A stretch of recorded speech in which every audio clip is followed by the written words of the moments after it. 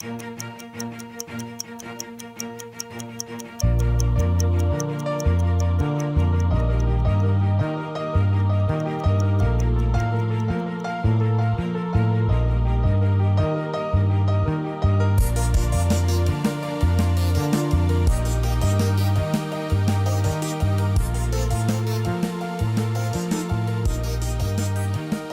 avez remarqué comme les enfants aiment recevoir des cadeaux. Quand vous êtes autour des anniversaires ou de Noël, généralement vous les tenez plus, ils courent partout. Mais quand c'est à eux d'offrir des cadeaux, ils sont peut-être encore plus excités.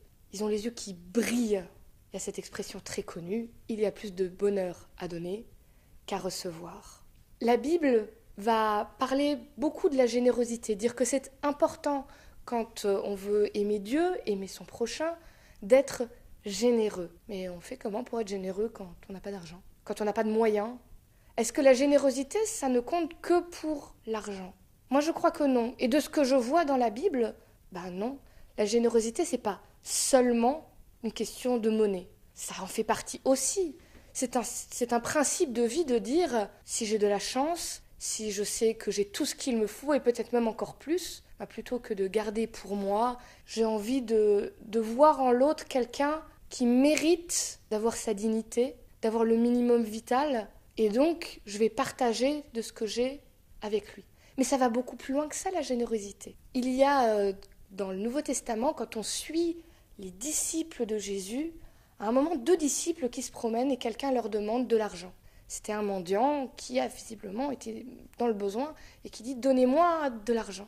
Et les disciples vont lui répondre « Écoute, j'ai rien, je n'ai pas d'argent, je n'ai pas d'or, mais ce que j'ai, je te le donne, sois guéri ». Et ils vont faire un miracle et la personne va être guérie. On ne va pas tous aller dans les rues et dire aux gens « Vous êtes guéris ». D'abord, on n'a peut-être pas cette capacité-là. Mais en voyant un petit peu plus loin que ça, est-ce que la générosité, c'est pas donner de son temps, de son sourire, de son énergie, de sa bonne humeur, de son attention? Et donner de son temps de nos jours, c'est dur, parce que le temps, on en manque. Mais pourtant, prendre du temps pour quelqu'un, donner son sourire, donner de la chaleur, de l'amitié, de l'écoute, des conseils, tout ça, c'est aussi faire preuve de générosité. Il y a quelque chose de anti-mathématique avec la générosité. On pourrait croire que plus on donne, moins on a. Et pourtant, pratiquement dans les faits, quand on commence à dire « dans ma vie, je veux ne pas passer mon temps à avoir toujours plus et garder pour moi, mais au contraire, je veux donner », on perd rien. On fait peut-être un sacrifice au départ, et des fois ça nous coûte.